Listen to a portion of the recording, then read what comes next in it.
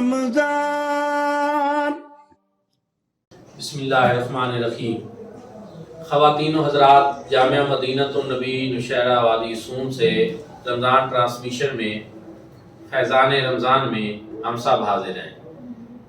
آج ہمارے درمیان عالم اسلام کی عظیم علمی اور روحانی درسگاہ دارالعلوم حمدیہ غوثیہ بھیرا شریف کے مدرس، الکرم انٹرنیشنل انسٹیٹیوٹ بھیرا شریف کے لیکچرار حضرت علامہ پیر محمد اسلم رضوی صاحب دامت برکاتہم القدسیہ موجود ہیں، اور اس حوالے سے کہ چونکہ آپ کا ایک علمی اور روحانی سلسلے سے بھی تعلق ہے، تو مادیت پرستی کا غلبہ ہے اور ہر طرف جو ہے مادیت پرستی کے سائے چھائے ہوئے ہیں۔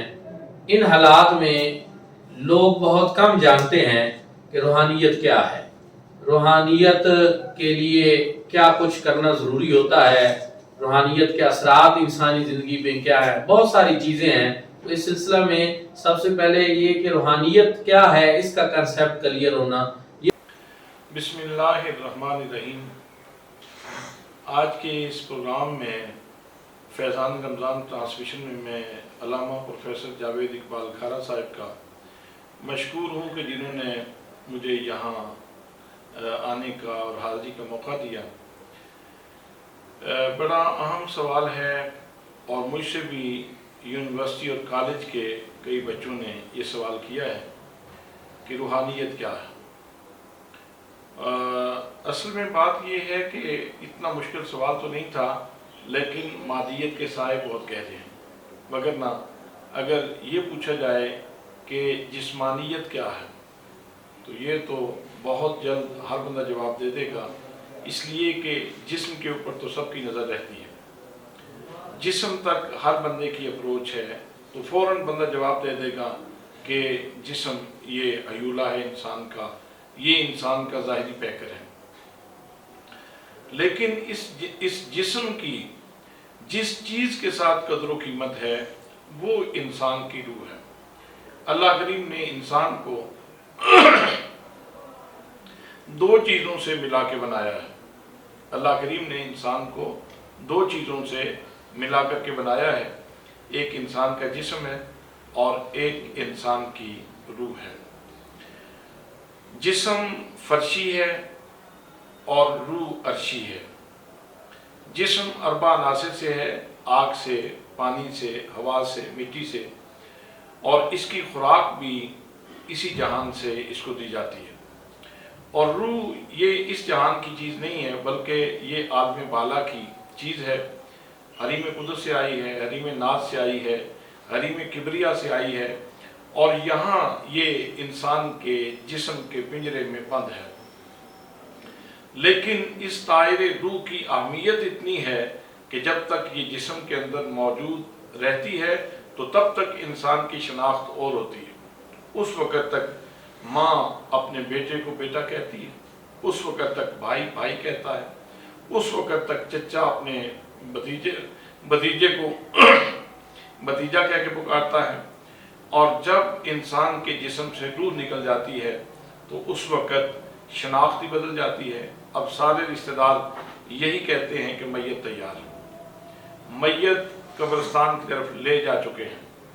تو اس کا مطلب یہ ہے کہ بے شک روح نظر تو نہیں آتی جسم کے اندر، لیکن سارے مظاہر یہ روح ہی کے ہیں، اور روح ہی انسان کی شناخت ہے۔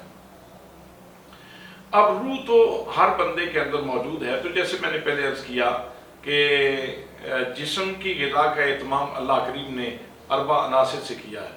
آپ اناج کھاتے ہیں، آپ گندم، غلہ، جو بھی تر فروٹ، خشک فروٹ، سبزی، جتنی چیزیں ہمارے جسم کی تیار ہوتی ہیں وہ انہی عناصر سے تیار ہوتی ہیں۔ روح کو بھی غذا کی ضرورت ہے۔ روح کی غذا کیا ہے؟ روح کی غذا کا سرچشمہ یہ نبی کی تعلیمات ہے۔ قرآن مقدس یہ روحانی غذا کے طور پہ اتارا گیا ہے۔ اللہ کریم نے ہمیں غذائے روح کے طور پہ قرآن پاک عطا فرمایا ہے، اور نبی کریم صلی اللہ تعالیٰ علیہ وسلم کے جو فرامین ہیں وہ بھی روح کا اثاثہ ہے۔ اب روح تو ہر بندے کے اندر موجود ہے، لیکن اب روح سے روحانیت کا سفر یہ کیسے طے ہوتا ہے؟ ہر بندے کو ہم روحانی نہیں کہہ سکتے اگرچہ روح موجود ہے۔ اس کی وجہ یہ ہے کہ اس کی روح کا ارتقاء ابھی شروع نہیں ہو سکا، جس کو کافر کہتے ہیں۔ مومن کی روح کا ارتقاء شروع ہو جاتا ہے، اور اس کی جو پہلی کڑی ہے، جو بنیاد ہے، وہ یہ ہے۔ حضرت شیخ عبدالعزیز دباغ رحمۃ اللہ تعالی علیہ، یہ مراکو کے بہت بڑے بزرگ ہیں، اور ان کے ملفوظات ہیں الابریز کتاب کے اندر۔ ملا احمد مبارک ان کے شاگرد ہیں، انہوں نے ان ملفوظات کو جمع کیا ہے۔ اس کتاب کے اندر آپ ارشاد فرماتے ہیں کہ جب کوئی بندہ کلمہ پڑھتا ہے، جیسے ہی کوئی بندہ کلمہ پڑھتا ہے تو اس کے سینے سے نور کا ایک دھاگا نکلتا ہے اور وہ سینہ مصطفیٰ سے جڑ جاتا ہے۔ یہاں سے بندے کا پہلا کنیکشن نبی کریم صلی اللہ تعالیٰ علیہ وسلم کے سینہ پاک سے جڑتا ہے، اور یہاں سے اس کی روحانی پرواز شروع ہوتی ہے۔ روح کی ارتقاء کا سفر یہاں سے شروع ہوتا ہے۔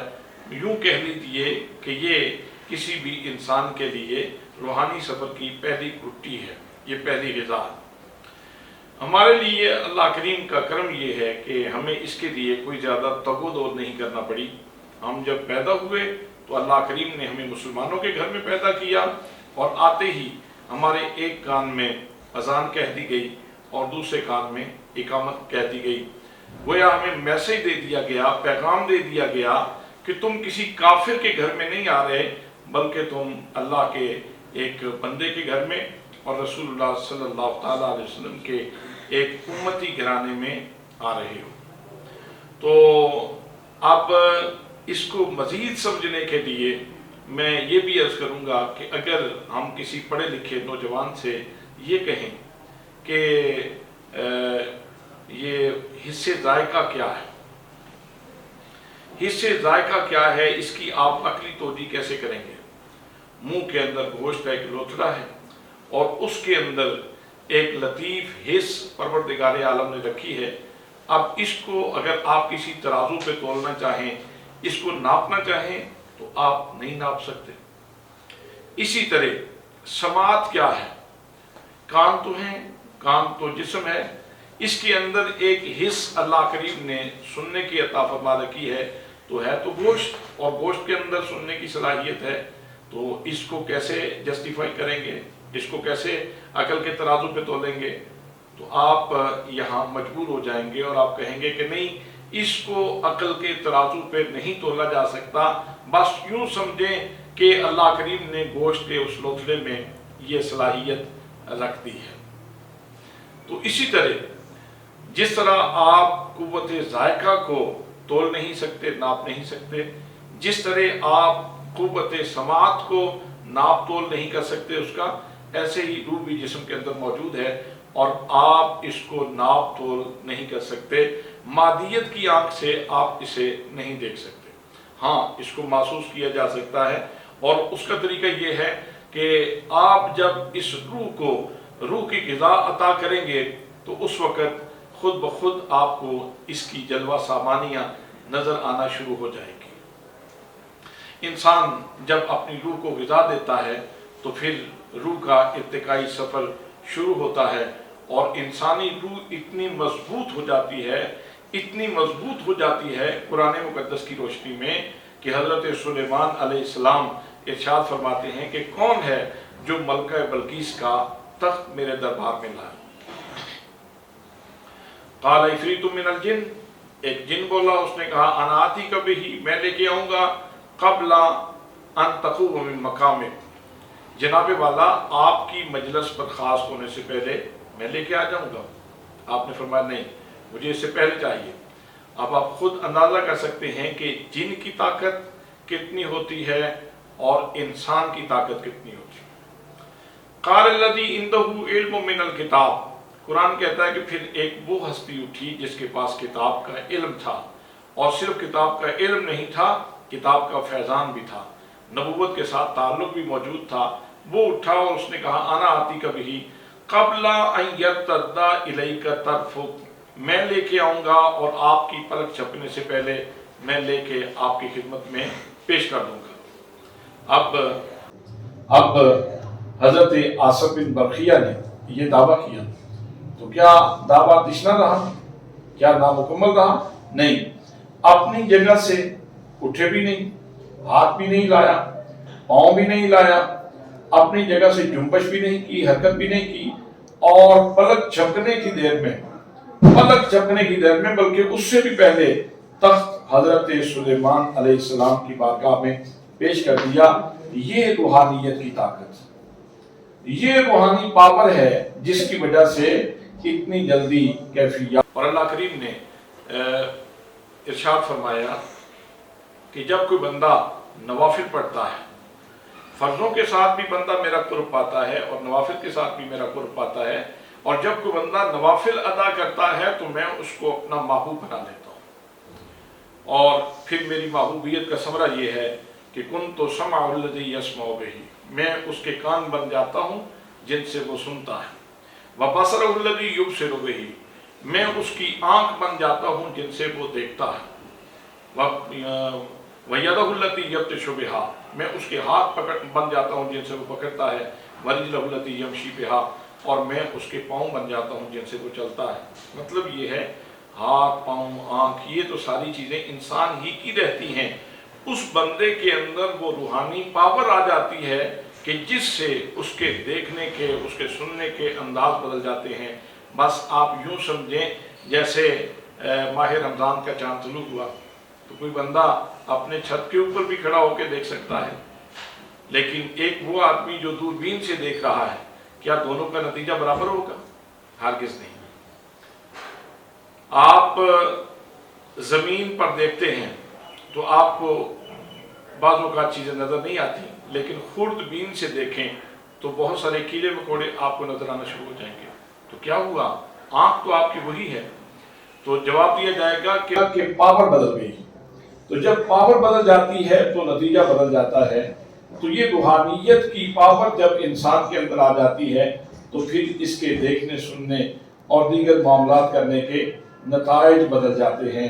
बस रूहानियत, आप ये समझना चाहते हैं कि रूहानियत क्या है? रूहानियत अपनी रूह को अल्लाह की बंदगी से मजबूत करने का नाम है। रूहानियत नबी करीम सल्लल्लाहु अलैहि वसल्लम से ताल्लुक़ गुलामी मजबूत करने का नाम है। रूहानियत इस उदास रूह को, परदेश के अंदर इस उदास रूह को मलकूतियों जैसा माहौल, यानी जिक्र इलाही के साथ, कुरान पाक की तिलावत के साथ मलकूतियों जैसा माहौल देने का नाम रूहानियत है। ये सारी चीज़ें रूहानियत है।